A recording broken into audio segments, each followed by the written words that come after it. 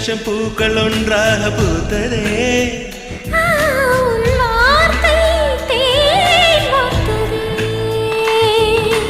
மௌனம் பேசியதே, குளிர் தென்றல் வீசியதே. ஏழை தேடிய ராணி நீ என்